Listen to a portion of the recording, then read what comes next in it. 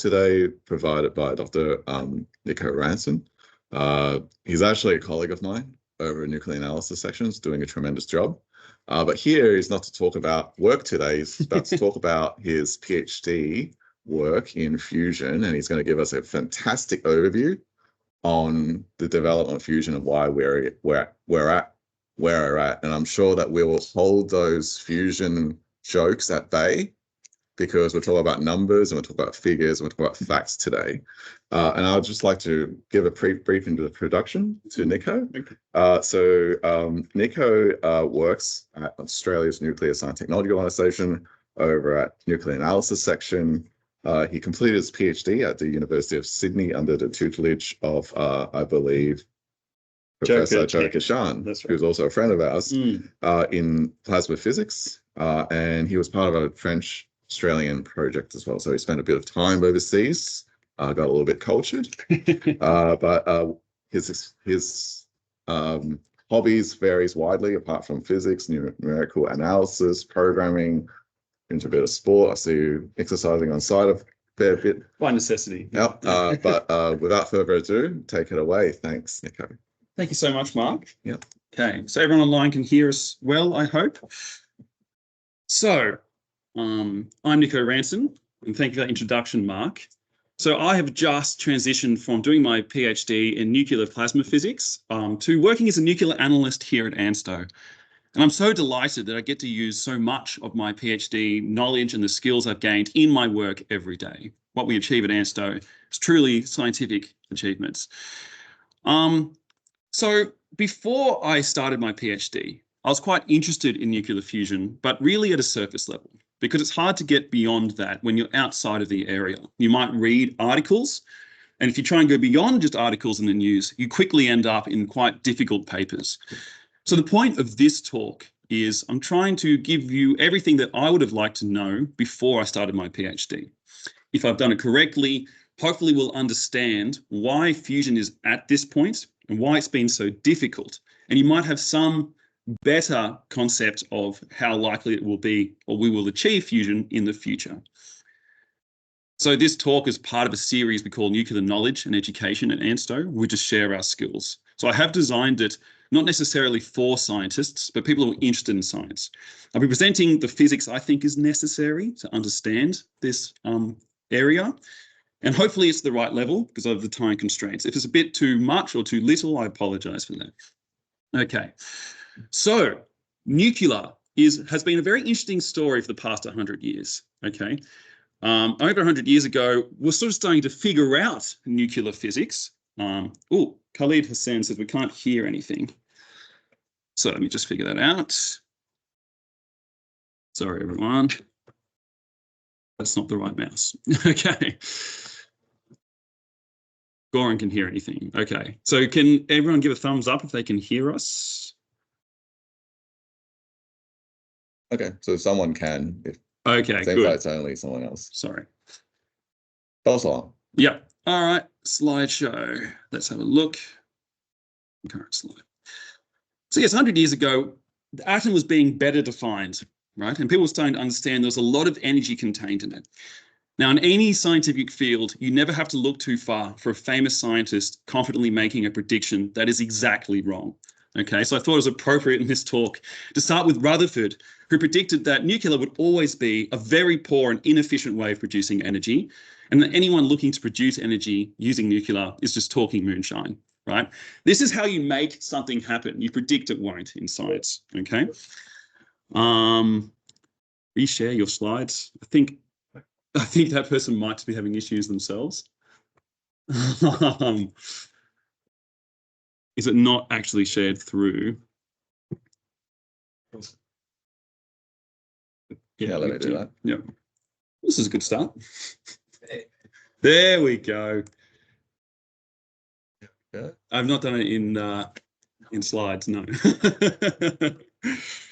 Okay. We'll just mute everyone. Yeah, that's a good idea. Oh, and someone's waiting. Oh boy, it's quite there. There we go. Okay, good. So the story is quite a rapid one around World War II. In 1939, Einstein convinced Roosevelt to begin the Manhattan Project, looking at nuclear energy. Already by 1942, the first nuclear pile was created. This is called Chicago Pile 1. It's effectively uranium kept in a graphite block.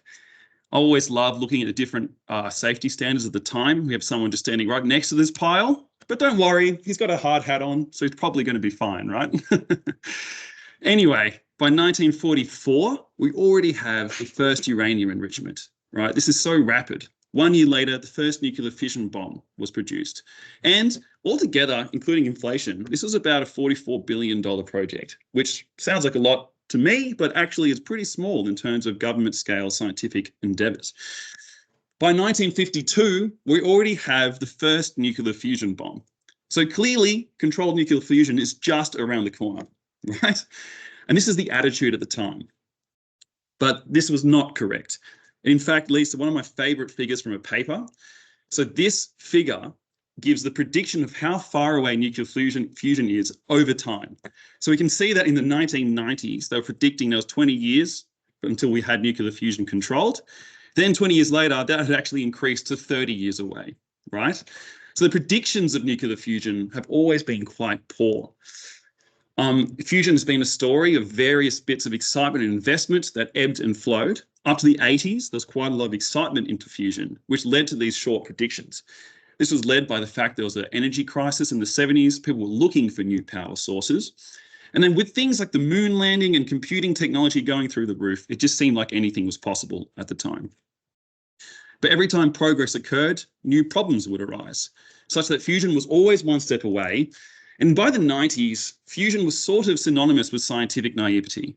People thinking that we can't predict at all, have no idea where we are with this project. However, in the last 5 years, things seem to be changing. Lots of different news reports are coming through with very exciting claims about fusion. So we have the jet tokamak getting a fusion plasma for 5 seconds at a very high energy return. The National Ignition Facility achieving fusion break-even and beyond. And the ITER project has started. So the question we really want to know, are we finally just 20 years away? If this talk is successful, hopefully we'll have a better understanding of that by the end. So to get to this point, I need to go through a few physics concepts to understand the problems that have arisen. So first, the difference between fusion and fission. So why fusion needs to be so hot and why this is so hard to achieve. This comes down to concepts involved with cross sections and quantum tunneling, and the sun is a very good analogy for why this might work. This leads us to plasmas, which is, even though an old area of physics, not perfectly well understood and very difficult to predict. So we'll talk about trying to control plasma.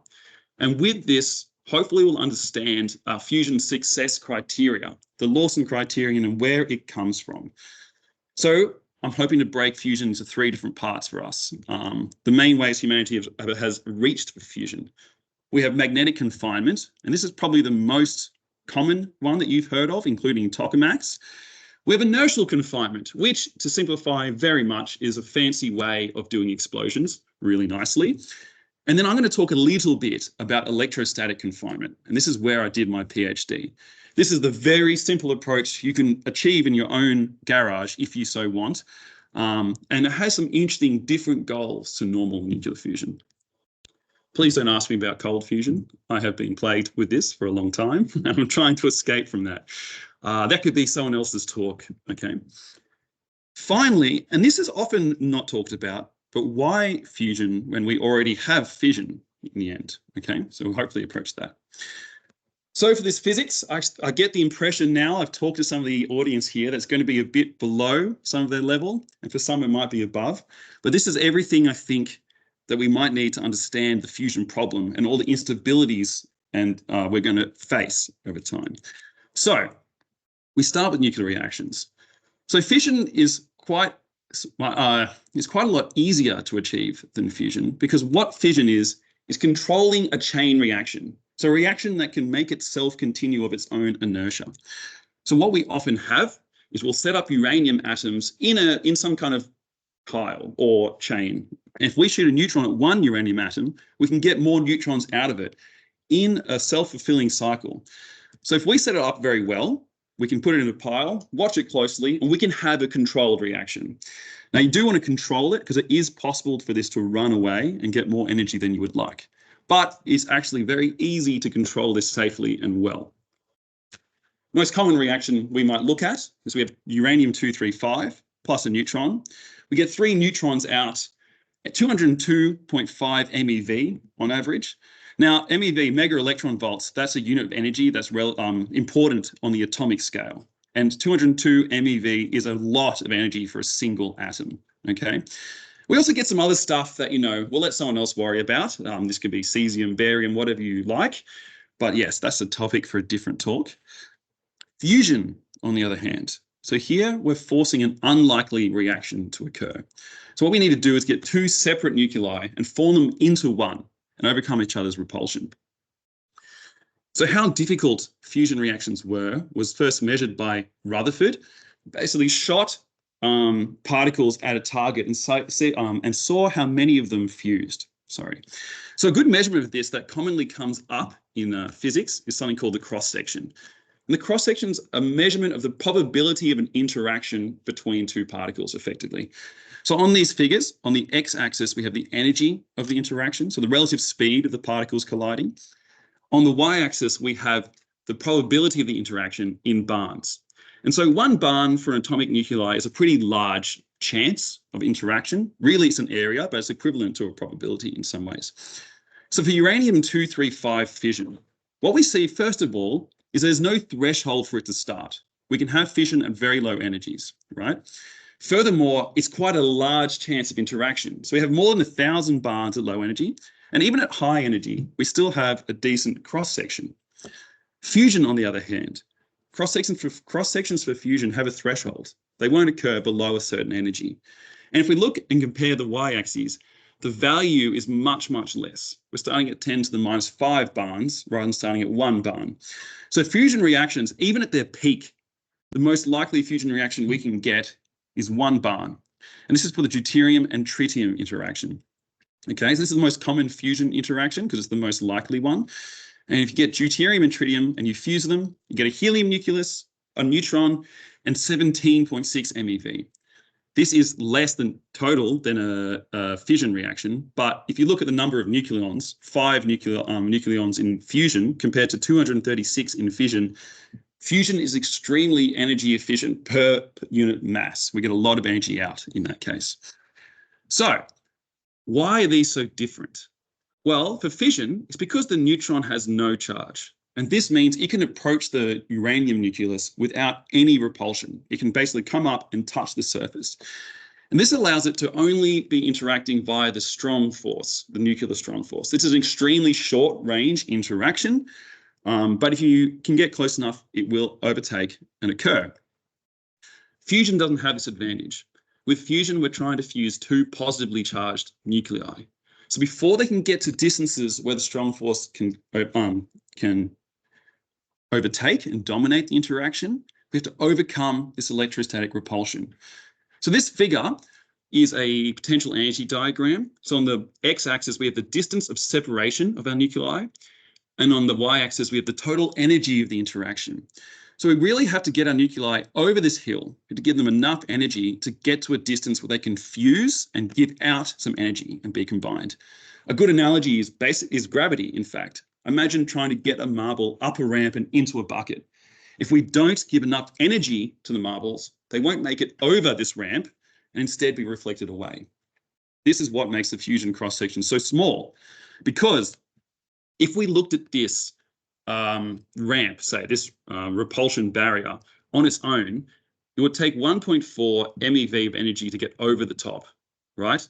That is an extremely large amount of energy that we wouldn't be able to achieve for individual nuclei. And to give you a reference point, the solar core is temperature is equivalent to only 1.3 keV. So you might be asking how we have any fusion at all, right?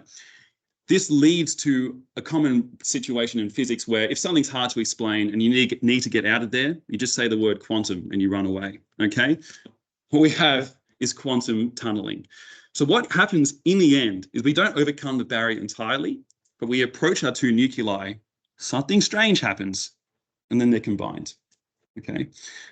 Really, you might have noticed a similar effect when you've closed the blinds in your office and locked the door to have a moment to yourself, and somehow your colleagues get in anyway. I think it's a very similar procedure. So, with fusion, the more energy we put in, the more likely we are to get fusion reactions up to a point. So once we get past this hill for deuterium and tritium, we start getting less efficient again. This peaks at around 100 kiloelectron volts, which is 1 billion degrees Celsius. Not so easy to get to. But we have something working in our advantage. When you have a gas at a given temperature, it doesn't mean that all of the particles are at that energy. They have a spread of energies around that point. So what I've plotted here is something very useful in physics called the distribution function of these particles. So for a given temperature or given energy, say of the particles, this shows you the relative number of particles that will have that energy. So if we're at 10 keV, we're much more likely to have particles at 10 keV than we are to find some down at low temperatures or very high energies, sorry. But as we increase, we also get, well, so your temperature increases. The important point here is even if our average energy is 10 keV, we'll have some particles at much higher temperatures. So it turns out that what we really want for fusion is somewhere between 10 and 20 keV. And this is equivalent to 100 to 200 million degrees Celsius. If we are at that point, we'll be nicely where we have some overlap with the peak of the cross-section, but it's also achievable.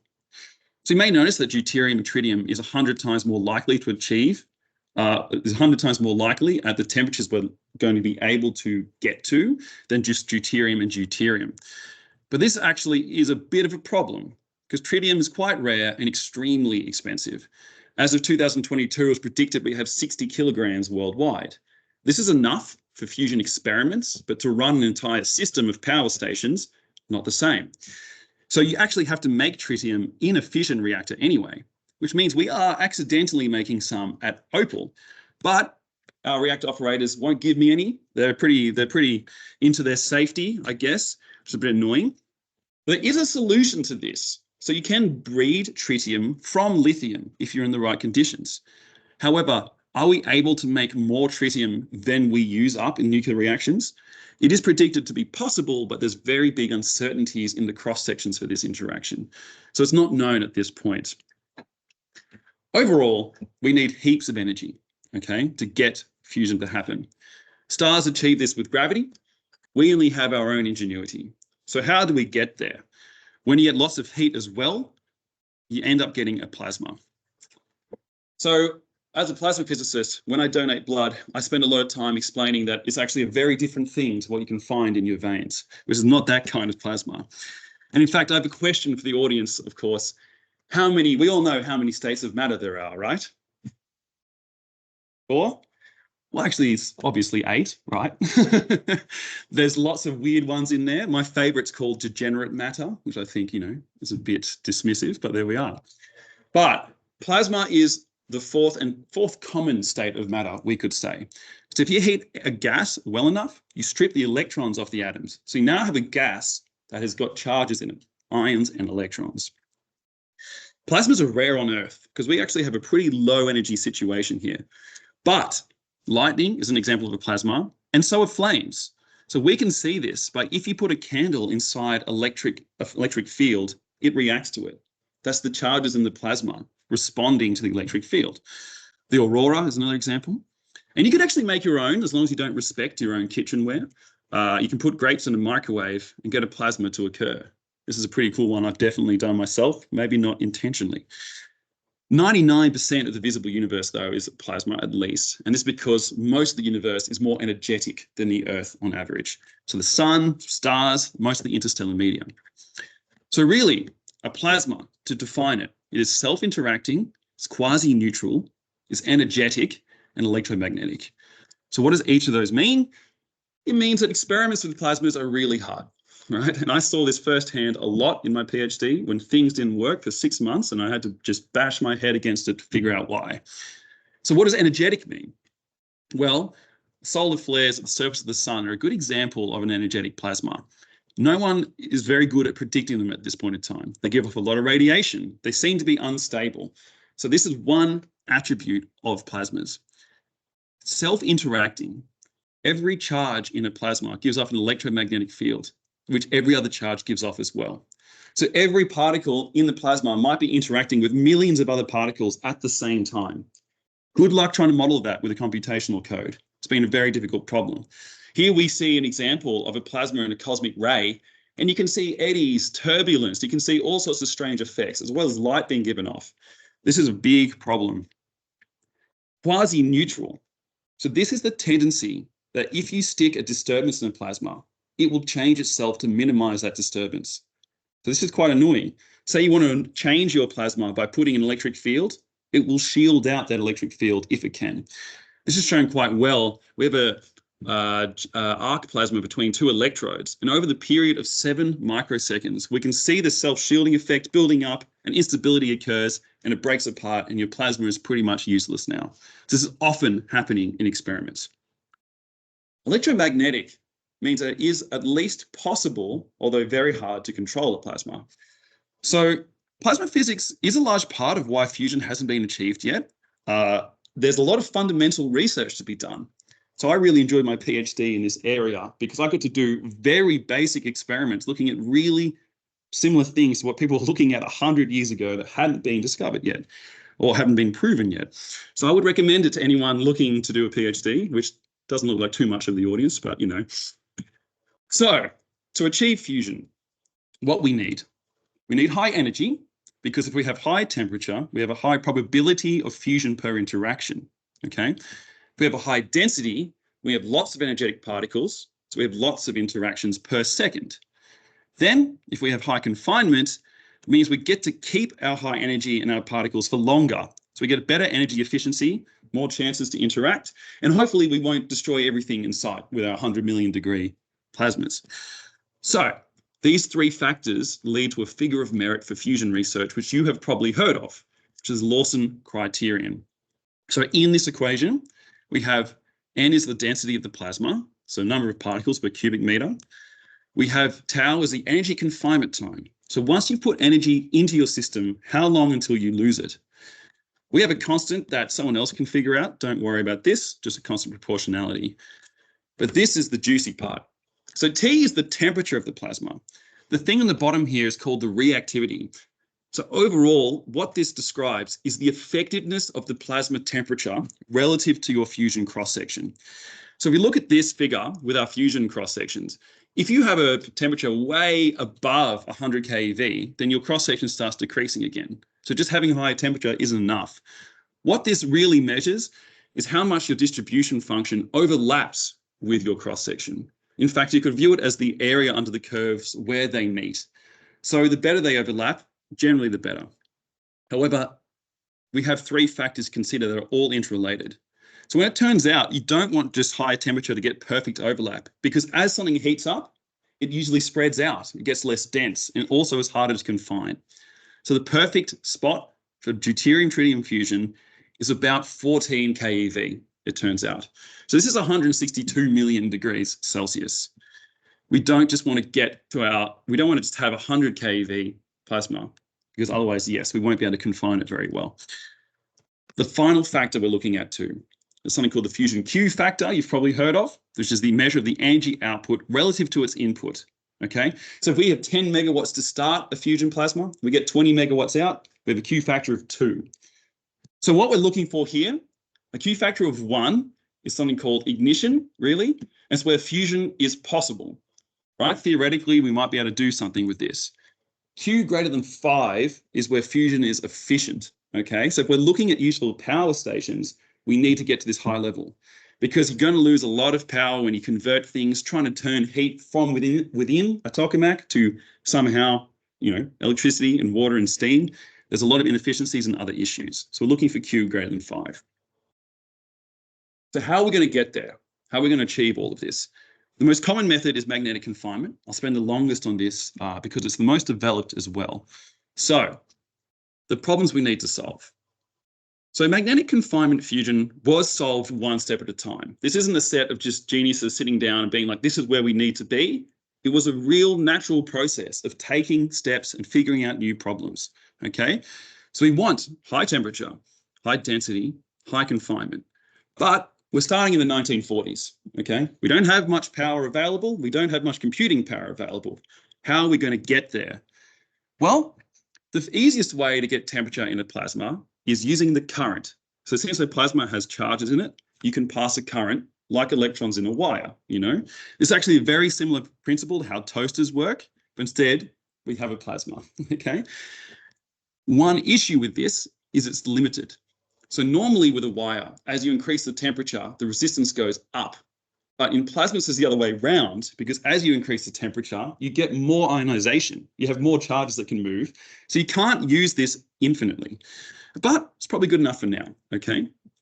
So how do we get to a high density and confinement time? Well, the question here is then, how do we battle plasma diffusion? So anytime you have a gas, if it's dense in one spot and not in another, it will diffuse out to be spread out evenly. Okay, this is why gases fill up a room. It's not some magical force that acts on every particle. It's just by random collisional processes. So at the time, there was the classical plasma diffusion that was proposed, and that the diffusion rate would be inversely proportional to the square of the magnetic field. So this is fantastic. It means if we can increase our magnetic field a little bit, we'll have much, much less diffusion, okay? Not to give spoilers, but with a name like classical, you just know it's going to be wrong, right? Classical physics has not had an easy go of it in the past 100 years. But yes, we'll find out about that. So we need magnetic fields, but what shape? Okay, this is the question. The first attempt, what often happens in science, just do what nature does. Okay, so in the 40s, people were observing that lightning seems to be a really dense collimated beam of plasma. What's keeping it together? Why is it sticking like that? And for example, if you have lightning strike a hollow tube, it crushes in like this. It's being pinched in with really high force. So this is called the pinch effect. Okay, so you can often start a plasma by applying a voltage between two plates with a gas in between. I mean, this is literally what clouds and the Earth do. You've got your high voltage, your low voltage, they go together.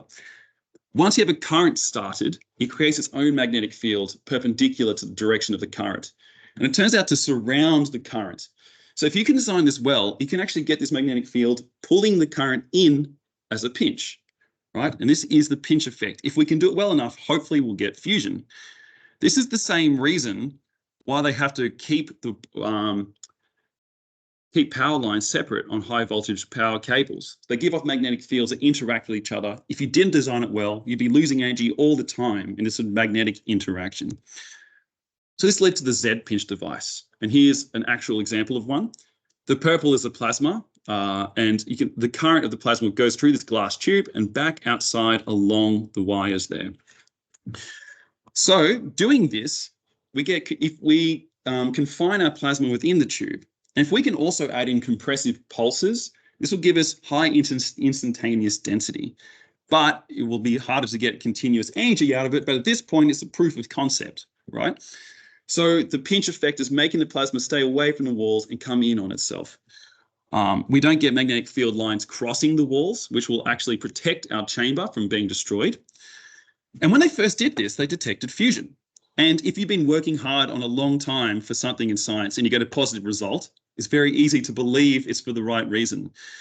But this is where secrecy in these projects became difficult, because the Russians had been doing something similar at the same time. They were more stringent, and they realized they didn't actually have fusion in this device. They had neutron spallation occurring, which is a totally different separate effect that you don't actually want to happen. It means your device is being damaged, in fact. So just to give you an example, actually, of how much this was wanted, this is quite interesting. In 1938, the Russian government offered a scientist the entire electrical power of the Moscow industrial region for several minutes a week to try and do the same effect. This is how much power they thought it would need. The offer was not taken because the scientists correctly predicted it probably wouldn't work. So the issues with the Z pinch is we come across, our first plasma instabilities. So plasma instabilities plague fusion and actually all plasma experiments. So in the Z pinch, they experience two. We have the kink instability. So this is the fact that your plasma is rarely going to be perfectly uniform in real life. If it isn't uniform, then the magnetic field it makes isn't uniform. So we'll end up getting a stronger magnetic field on one side than the other. This causes plasma drifts to occur. It separates charges. in a feedback loop that keeps getting worse and worse until your plasma hits the walls of your device and you lose it. So the kink instability is one thing that formed. Another is the sausage instability, which looks like a string of sausages, hence the name. But what you get with this one is by forming these strong magnetic fields in these different regions, you actually create a magnetic bottle, as it's called. So plasma traveling along here will get reflected by the different bottles as the magnetic field strength changes, which is not good for you, reduces your current and has other problems. So this limited the heating of Z-Pinch's devices to 0.08 keV. It's only 1 million degrees Celsius. So if we compare 0.08 keV distribution compared to the fusion cross-section, we can see they don't overlap at all. So you're going to get no fusion. Also, we're losing plasma at the ends. We have plasma expansion and contraction issues. So this wasn't going to work, and people moved to stellarators. So this is kind of a logical idea of, well, when you have a solenoid like we had before, so this is just where you pass a current through a loop of wire, and you get strong magnetic fields traveling through the loop, but you lose plasma at the ends all the time, right? The plasma will travel through, but you can't keep it. So what happens if we bend the solenoid in a circle? Then plasma won't be lost at the ends. It'll feed back into itself. However, this isn't perfect because the magnetic field is still not uniform. So anytime you have magnetic field non-uniformities, you'll have unwanted plasma drifts. So how can we deal with that? Well, in this case, actually, and they did a test in 1905. This is an amazing picture of a circular system of solenoids, just like this, and the kink instability developing. So on the left is the plasma initially, and very quickly you can see how the plasma starts having this kink that makes it touch the walls of the device. So this plasma would be very inefficient and would not last long. The solution to this, and I haven't made this word up, it's often described as adding twistiness, okay? So what a stellarator is it's a 3D version of a figure eight. It's how it's initially imagined. So this is a very complicated looking device. The blue is the magnets you would need, right? The blue circles, and the plasma travels in between it. And what we're trying to do is flip this plasma over continuously. And this was a brilliant idea, ingenious, right? Because you will never be able to get a perfect plasma that has no unwanted drifts. So you're always going to have some drifting occurring. But if you flip the plasma direction every now and then, you might be able to get those drifts to cancel. If it was drifting to the left initially and you flip it over, now it will drift to the right. So the idea is that over a full cycle through the stellarator, the drifts will average out to zero if you can do this well, right? Fantastic idea. It also adds a new Q parameter, little q, which is the twistiness parameter, okay? That's the ratio of the radius of the plasma to the radius of the device.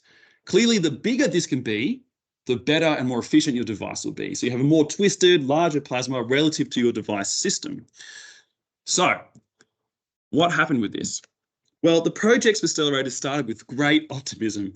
And part of this was actually Argentinian scientists lying a bit about their fusion capabilities. They said they were going to have fusion fuel soon available in something the size of a milk bottle, which did not end up happening, sorry to spoil. But whatever the case, experiments were much worse than predicted once these things were built. And the reason really was that sausage instability was still a big problem. Because if the sausage instability causes plasma to be reflected rather than traveling around the whole device, you don't complete a rotation and your drifts don't average out. So you still have a lot of plasma drifting to the walls. Also, turned out classical diffusion wasn't correct. What we had was something called Bohm diffusion. And this is a big problem. So rather than being proportional, inversely proportional to the square of the magnetic field, the amount of diffusion is only inversely proportional to the magnetic field. So now we don't get this big advantage by applying stronger magnets. We need to really pimp up our magnetic field strength, okay? The reason for this is that particles that are charged don't travel through a plasma very simply, right? They actually form these sort of tortured helices as they travel, which means that to get 1 meter of true distance within a plasma, a particle will often travel much greater distance than that. It'll experience more collisions and therefore it will diffuse faster, okay? So we need a much stronger B, or magnetic field strength, which meant stellarators at the time maxed out at 0.5 keV. So we're at 6 million degrees Celsius, and we can see the change The dotted line is the Z-pinch device, while the dark line is the stellarator. We still have no overlap with this fusion cross-section. So although stellarator solved the kink instability, it had a lot of disadvantages. You saw how complex it was as a machine. Good luck building that, right? Also, by flipping the current of the plasma so often, you actually don't get an overall plasma current, so you have no free heating of the plasma. You really need to inject an external heating source. And real-life engineering constraints limit this Q factor. We can't make a really small device with a big plasma. So at this point, Western fusion seemed doomed, right? And there's a lot of people giving up on it. But the Russians had a better idea. And this is the tokamak that you might have heard of. So this comes from toroidal chamber with magnetic coils. Toroidal is just the maths word for a donut, okay? While stellarators were struggling, the Soviet Union were reporting neutron rates so high that they weren't actually believed, okay? Because everyone was trying to claim they were getting fusion. People had been burnt before. The Russians had to invite the West over to test their devices, and they confirmed the Russians were already at 1 keV or 12 million degrees Celsius at the time. And you can see that 1 keV is starting to overlap with this cross-section. We're starting to get a bit of real fusion occurring. This led to excitement in the 70s and 80s and quite a bit of funding. So how does a tokamak work? Well, it's actually a combination of the pinch and stellarator ideas, okay? So what is really genius is like by having the normal toroidal or donut shape, we don't lose current at the ends. So we can get a much higher current in a tokamak. But this is very different to a stellarator in a way that we actually have two different magnetic fields we add together. So by putting a central solenoid, we get the poloidal magnetic field, as it's called. That's the one that surrounds the plasma and keeps it moving in a circle, and as well as fighting some of your different instabilities. But we add the famous D-shaped coils, and these add in a toroidal magnetic field. So this is a magnetic field that goes along the same direction as a plasma. The genius of this is that to change a magnetic field, to make it denser or less dense, takes energy. So by having the magnetic field travel with the plasma, if the plasma tries to expand or contract too much, it has to fight this magnetic field that it takes with it. So you have this natural stability now with the plasma current. So this really helps. You still have the drift averaging. This may not look twisty to you, but actually we are twisting the plasma quite a lot. We solve a lot of our issues. And also this D design is very smart. So remember with the original idea of getting a solenoid and making it into a circle, we'd have an uneven field. This D shape helps spread out the magnetic field on the inside of the torus to be less concentrated there. So it's more even. And this is a brilliant little GIF of an actual tokamak plasma, right? So in the left here, we have a raw image, I think, and you can see here that the plasma is twisting around. You can even see the effects of the different magnets. I think this is brilliant. This middle photo is just the different, where the light is changing has been highlighted. And on the right is the constant light that hasn't, the light that isn't changing.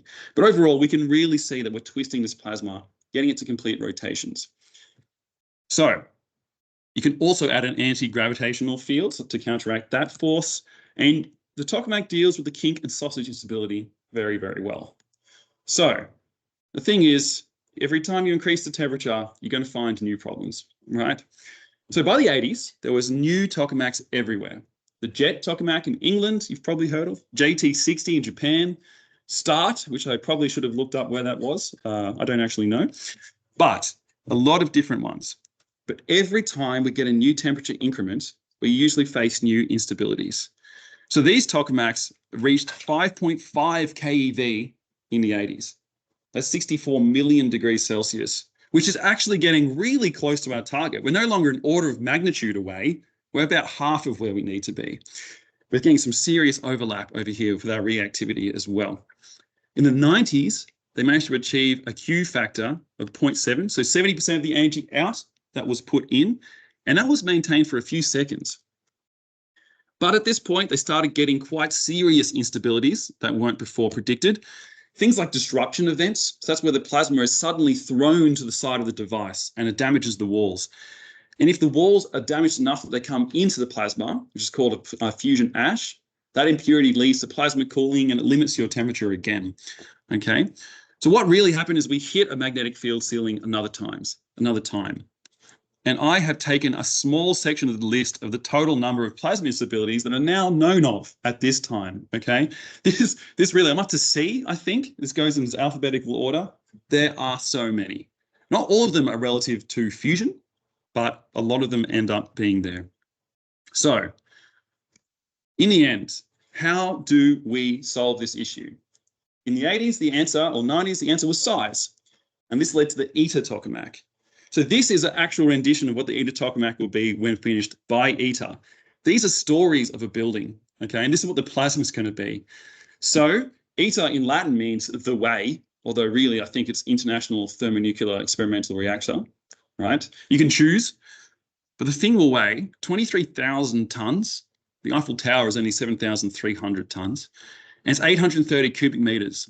That's a lot larger than my apartment, for example. If you put 50 megawatts of heating into this device, you're hoping to get 500 megawatts of fusion energy out. So that's a Q factor of 10. What they really want to do, though, is maintain Q of 5 for 10 minutes. And they're going to try and reach 13 keV, or 150 million degrees Celsius. So really close to our ideal temperature. Also going to test the lithium breeding blanket idea. So this is where you might get more tritium out than you actually use. And in terms of budget, so initially this was planned at 6.5 billion US dollars. Currently, they've spent 24 billion US dollars, and it might even cost 65 billion US dollars. But look, to put this in context, the Large Hadron Collider was 8 billion US dollars. The International Space Station was at least 100 billion US dollars. So this is what you've got to do if you want to really advance science. The original estimate as well was quoted as being the largest annual budget you could possibly have to still achieve nothing, right? This often happens with science experiments. So the first plasma was originally predicted for 2025. That's now in doubt, actually largely due to COVID. This happened for a lot of projects. So 2028 is a more likely estimate. ITER tokamak won't be making electricity. It is a proof of concept. But it has done well enough recently that they've actually started building the first electrical fusion station called DEMO. This should have a Q factor of 25 and hopefully will be online into the 2050s. So, you know, something's happening there. So how is ITER going to do this? How's it going to get a Q equals 5? This is another physics cheat. If people don't really want, like if you don't want to give a proper answer, you just say magnets, right? That answers a lot of things. But this is just one of the decoils for the ITER tokamak. And to give you perspective, that's a person just there, right? These magnets are gigantic. In fact, they're much, much better than expected. So they're superconducting, which means they have to be cold and they have almost no resistance. And they're going to get up to 20 Tesla. To put that in context, that's the same amount of gravitational force as magnetic force as the gravitational force of an aircraft carrier would be. That's how powerful these things are. So the thing is, these were much better than expected, okay? And this has led to a lot of excitement. In fact, there's a Spark tokamak, which is going to try and achieve the same thing as ITER, but at 1/40th of the volume. That's how good these are. If you reduce that volume, you improve your twistiness factor as well. Also recently, computing power is really advanced. We can actually model turbulence by brute force, which is a quite recent sort of thing that's to be done very well. And just this year, AI has been used to predict instabilities a few milliseconds before they occur and then change the magnetic field to adapt for those. So will it be enough? Well, I think going from 6.6 keV to 13 keV, we're not changing orders of magnitude. So there's less room for totally new instabilities. There's still a lot of untested engineering issues though. One of the biggest ones is when you do tritium fusion, you get a helium nucleus. And if you don't control that, you'll have a heat at the walls of your device that's equivalent to the surface of the sun. Not many materials can withstand that. There's a plan for this. Since these particles are charged, you could possibly be able to trap them within the plasma themselves until they deposit all their heat there. And then once they're cool, let them go out. This would require a plasma current, though, of at least 3 mega amps. And as a relevant sort of figure, big lightning strikes at 200 kiloamps. So it's going to need at least 15 constant lightning strikes of current to be happening.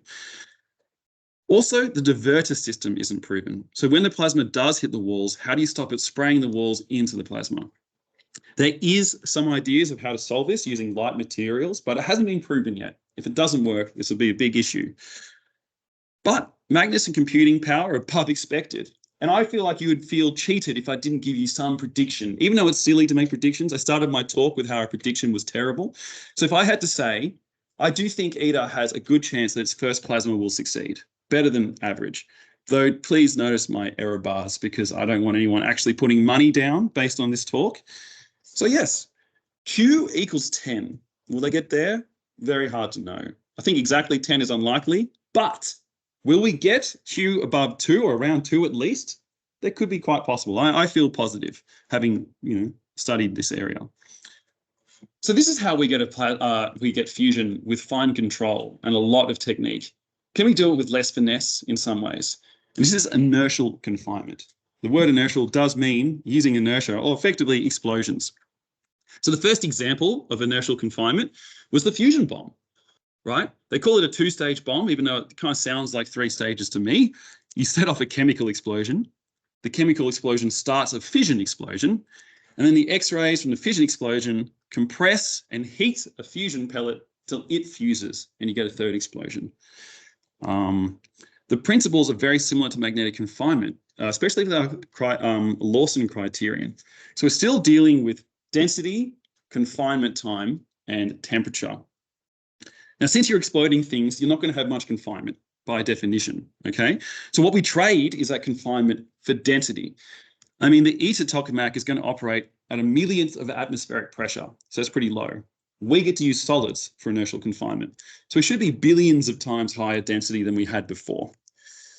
Of course, I think you deserve a break at this point with a wild scheme. So the Americans like to come up with, I think, very exciting ideas for how to get energy. And they came up with Project Pacer in the 70s.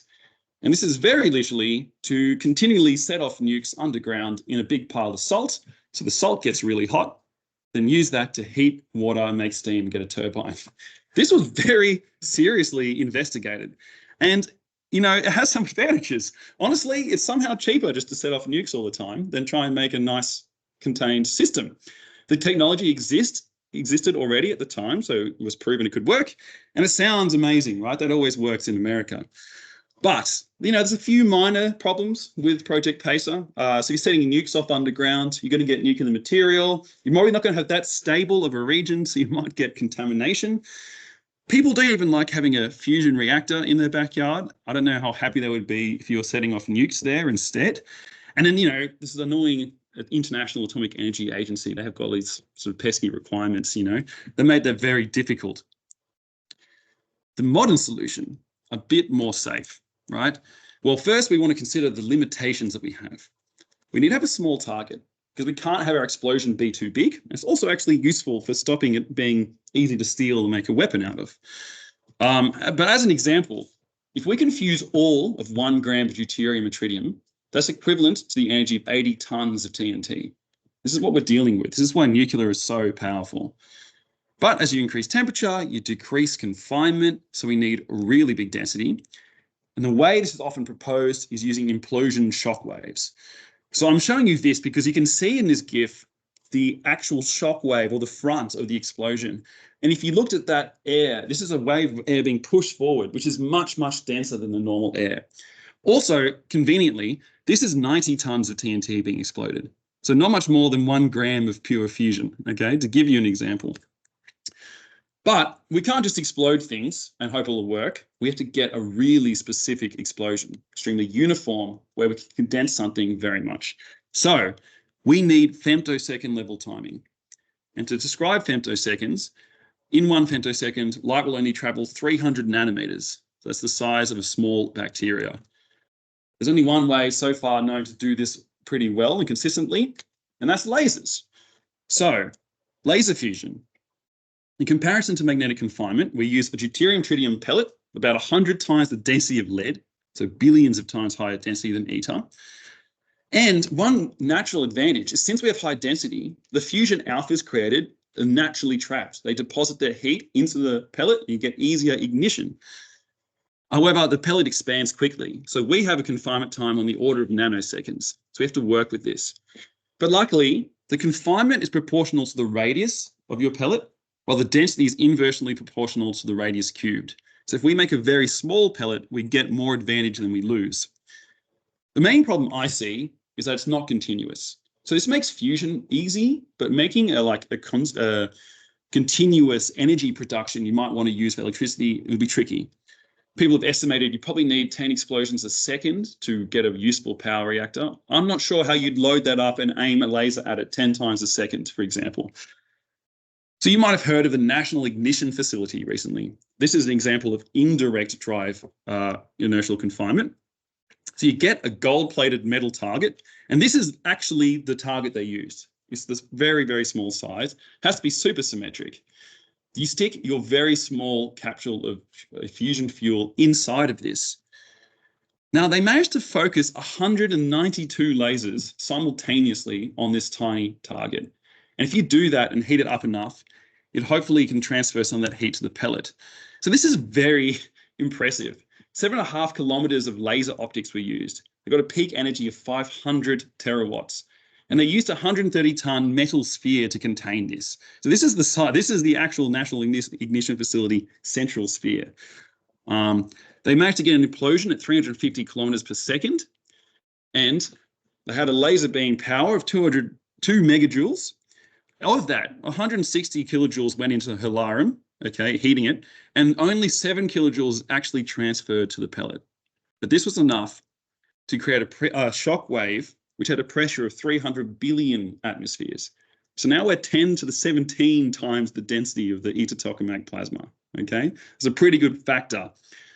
So in 2022, at 1 a.m., where all the best science is done, they managed to get 3 megajoules of fusion power out of this system.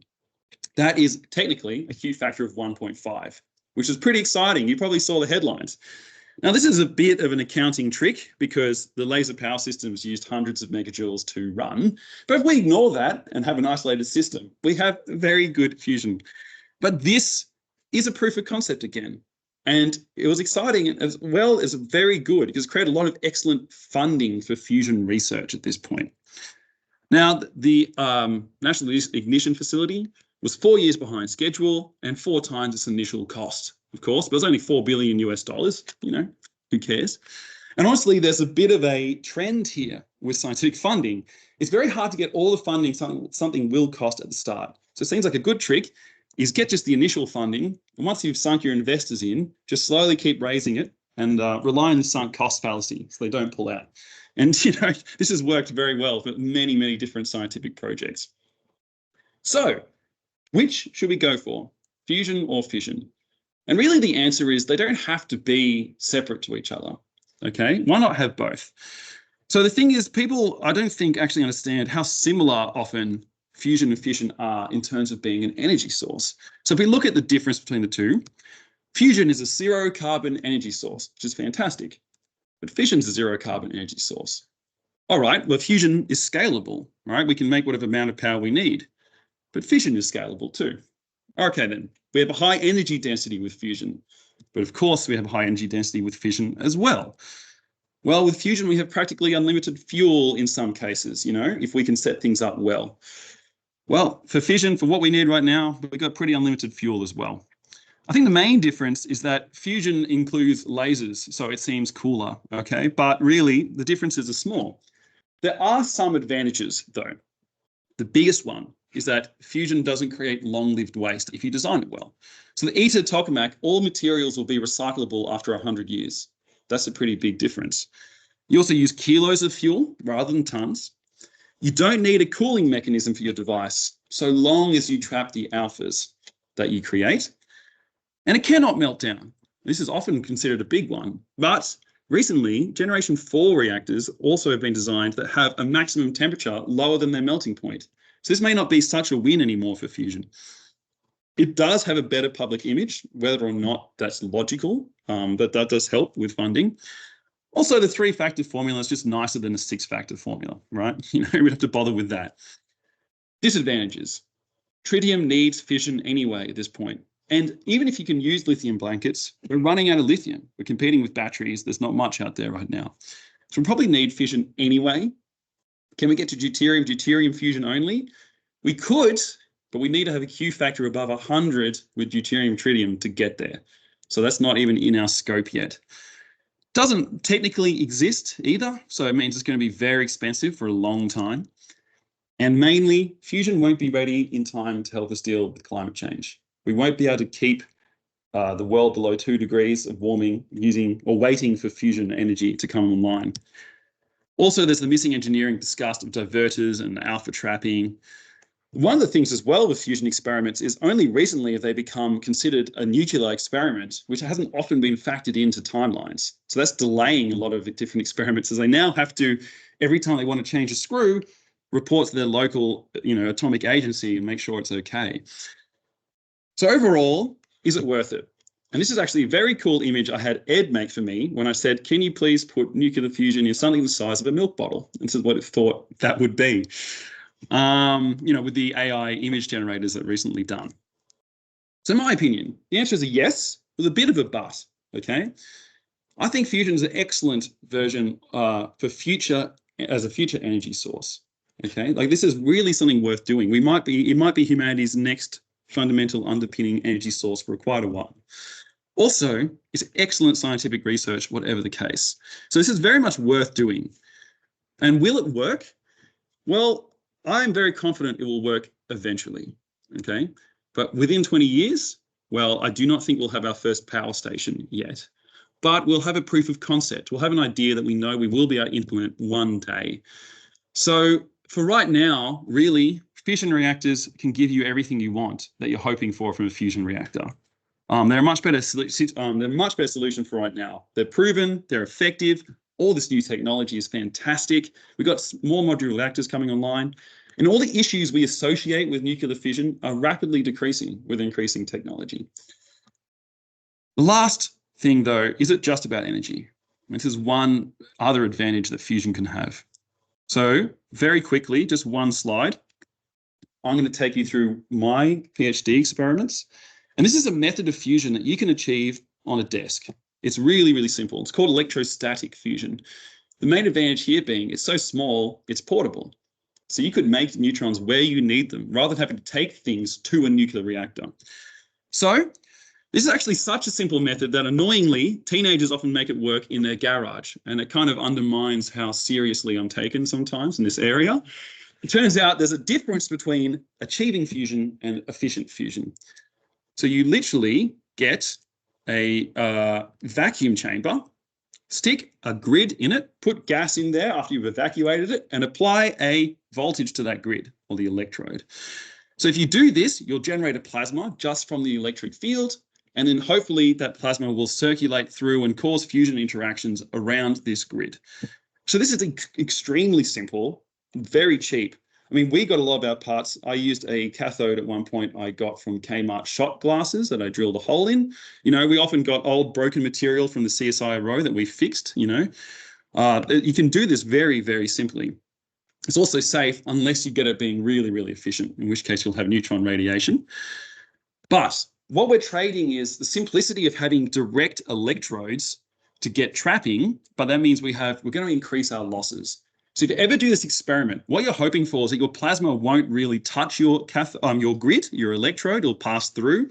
But the fact it gets red hot when you do this experiment is an indication that it is actually plasma hitting your electrode. So this increases your losses massively. Still, we have the same 3-factor criteria. In this case, it's really easy to get high temperature. I was operating at 200 million degrees Celsius on my desk. Okay, but for very small density and very small confinement time. And this is the hard bit. So up to this point in time, we have managed to create deuterium fusion rates of up to 10 to the 11 neutrons a second. This isn't enough yet to be useful, but it's approaching. And the reason actually we didn't get much higher is because it wasn't well understood or characterized. So the aim of the game is to replace your physical electrodes with virtual ones, which is basically where you use charges in the plasma to act like an electrode. If you can get electrons to hang out in space together, the negative field they create seems like a negative electrode. So this is what we want to do. I won't go into how this is done, because this is actually our research we did recently, proving that the original way that these were thought to have worked was entirely incorrect.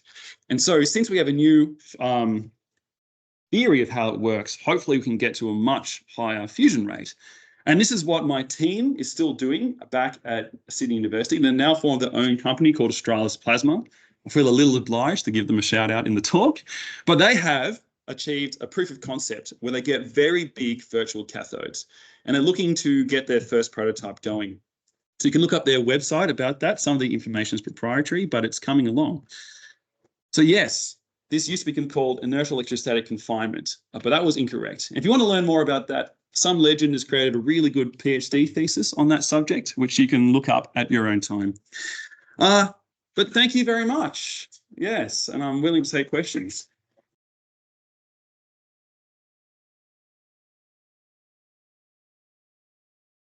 By the way, this was going to be a two-part talk with George Boudakis, who's been running the Opal reactor for a long time, or helping with it. He's going to do the neutronics of how to use fusion neutrons in a couple months' time as well. So thanks so much, Dr. Ranson, for such a comprehensive and humor-filled presentation. Thank you. It was definitely very, very comprehensive, could say hard going if it wasn't for the humor. Okay. But I think you brought everyone along. You brought everyone along to the journey.